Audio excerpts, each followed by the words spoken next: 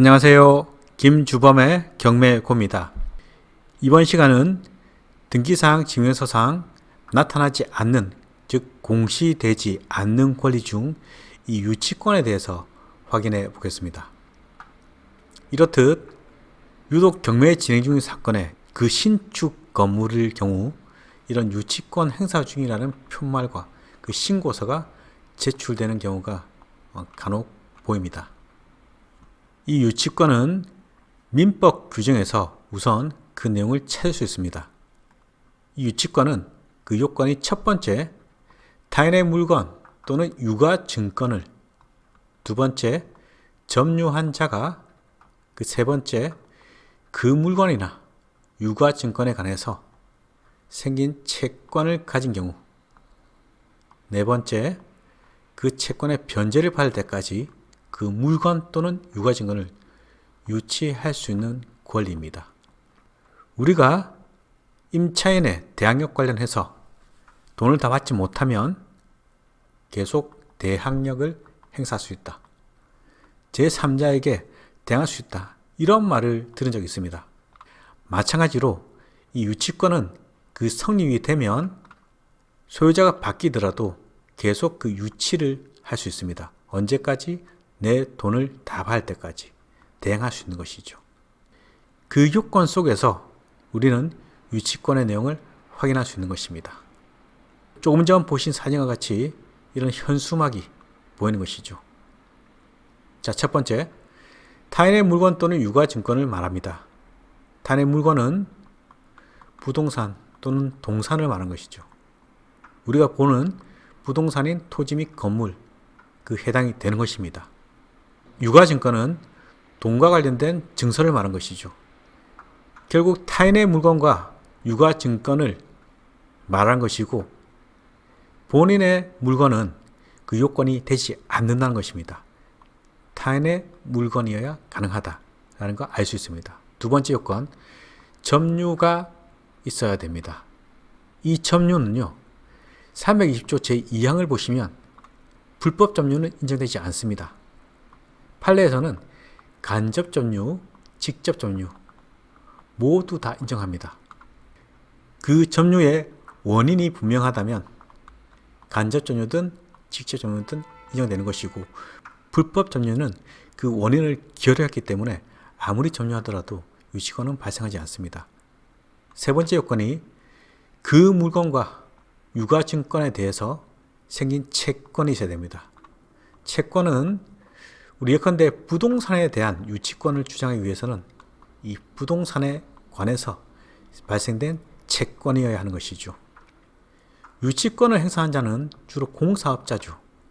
이 자들은 이 건축 명의자, 즉 건축주와 계약을 체결합니다. 공사 계약을 체결하고 계약금 또는 중도금, 잔금, 그렇지 않고 계약금을 지급받고 공사 진척 단계에서 얼마씩 지급하겠다.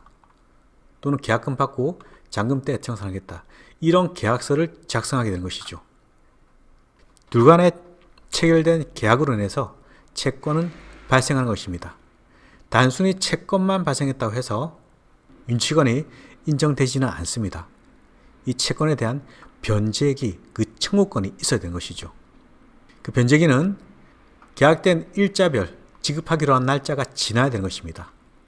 예컨대 공사 완료 이후에 대금에 대한 지급을 하겠다. 이런 취지의 계약이라면 공사 완공이 안 됐을 경우에는 변제기가 없는 것입니다. 청구권 행사를 못하는 것이죠. 결국 변제기라 하면 청구를 할 수 있는 그 권리가 발생된 효과를 발생해야 되는 것이고, 단순히 공사 계약으로는 힘들다는 것입니다. 건물의 완공을 뜻하는 것이겠죠. 그렇다면 그 채권의 변제를 받을 때까지 그 물건 또는 유가 증권을 유치할 수 있는 권리를 우리는 유치권이라는 것입니다. 자, 정리해보면 타인의 물건, 우리는 부동산이니까 물건으로만 보겠습니다. 점유해야 됩니다. 이 점유는 직간접 점유 상관없습니다. 다만 점유의 원인이 분명해야 되는 것이죠. 그 물건이나 유가증권에 관해서 생긴 채권을 가져야 되는데, 이 채권은 변제기, 즉 청구를 할 수 있는 권리가 있어야 되는 것이죠. 단순 계약으로는 부족하고 건물의 완공 또는 중간 어느 정도 진척 단계에서 대금을 지급하기로 했다라는 기일이 지나야 되는 것입니다. 이때에 변제받을 때까지 그 채권을 유치할 수 있는 권리를 말하는 것입니다. 경매 절차에서 그 경매법원은 유치권에 대한 전부 확인을 해주지 않습니다. 유치권 신고서가 접수되면 그냥 법원에서는 유치권 성립 여지 있음 이런 형식적 심사만 해서 그에 대한 판단은 매수인이 하게끔 하는 것이죠. 그리고 유치권자가 유치권에 대한 신고를 할 의무도 없는 것입니다.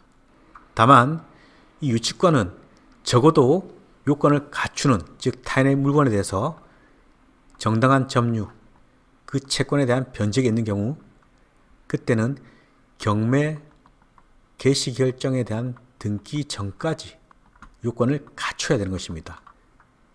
그 이후에 갖췄다면 인정되지 않는 권리입니다.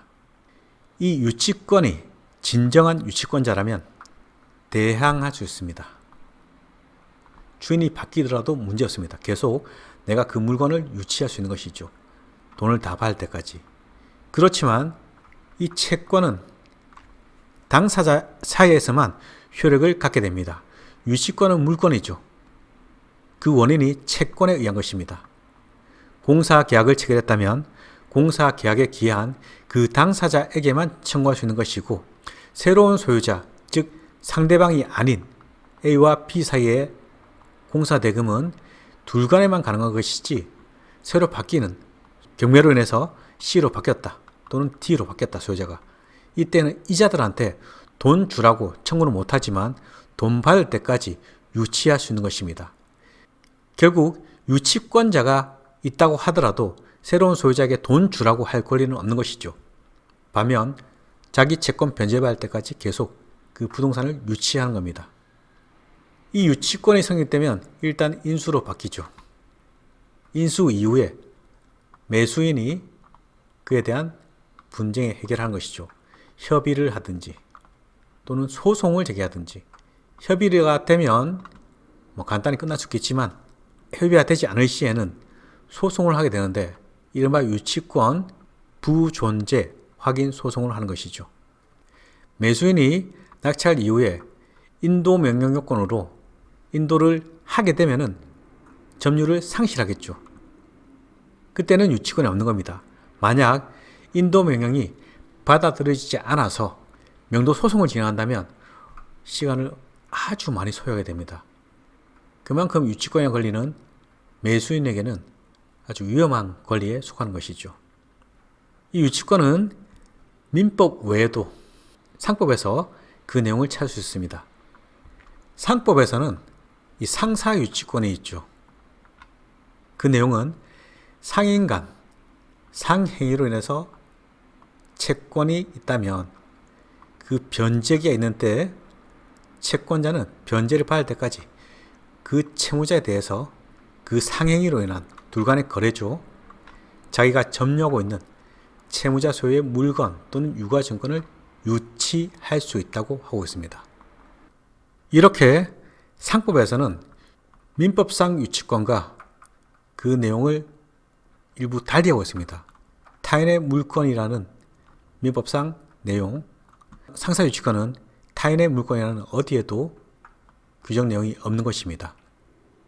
그런데 상사 유치권이 적용되지 못하는 이유가 있습니다. 우리 판례에서는 채무자 소유의 부동산에 이미 선행 저당권이 있는 상태에서 채권자의 상사 유치권이 성립했다. 건물을 지을 때 이미 선행 저당권, 공사 대금을 못 준 자들은요, 즉 유치권이 인정되는 그런 물건들은 저당권이 없는 경우가 없습니다.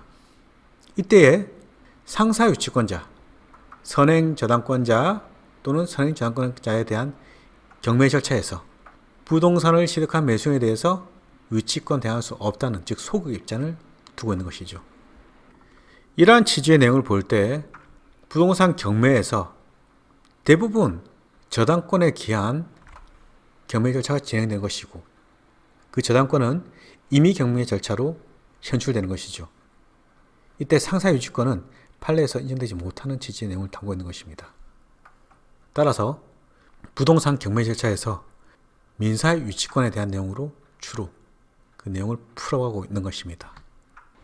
유치권은 주로 공사를 시공한 건설업자, 그 외에도 임차인 등이 그 목적 부동산에 들인 공사대금, 필요비와 유익비 상환 청구권, 주로 임차인에 관한 것이죠.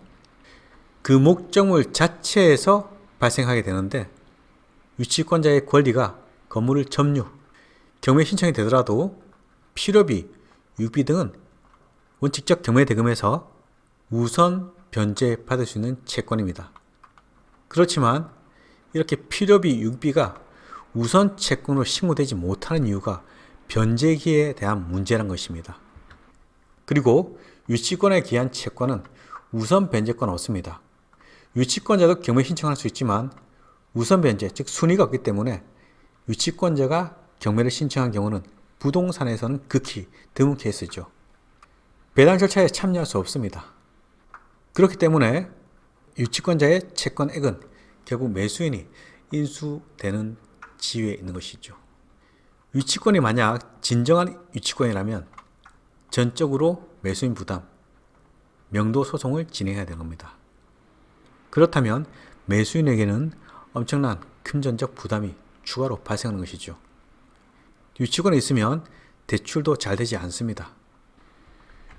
유치권 신고가 있을 경우에 우리가 확인해야 될 사항은 공사 계약성에 대한 진정성 여부, 공사 금액에 대한 금융거래 내역, 그 외에도 공사비 지출 내역의 존부, 공사업자가 공사에 관련 자격 또는 명예가 있는지, 사업자 등록증 명의가 누구로 되어 있는지, 세금계산서를 발행했는지, 발행된 세금계산서에 대해서 부가가치세 신고가 있었는지, 해당 건물 공사 외에도 다른 공사 실적이 있는지, 공사업자와 채무자의 관계가 어떻게 되는지 이런 내용을 파악을 해야 되는데 실제 밝히기가 쉽지 않은 것입니다. 결국 유치권은 우선 매수인의 부담으로 가는 인수로 볼 수 있는 것입니다. 진정한 유치권이라면 당연 인수되는 것이고 진정한 유치권이 아니더라도 매수인의 노력으로 유치권을 배제해야 되는 것이죠. 유치권과 관련해서는 해당 사례로서 같이 또 확인하는 시간 갖도록 하겠습니다. 이번 시간은 유치권의 기본적 요건에 대해서 확인해 보는 시간을 가졌습니다. 다음 시간에 뵙겠습니다.